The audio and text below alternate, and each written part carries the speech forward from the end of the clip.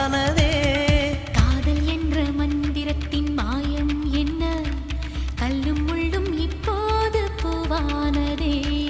வானவில்லின் துண்டொன்று மண்ணில் வந்து யாருக்கும் சொல்லாமல் பெண்ணானதே. தென்மேற்கு பருவக்காற்று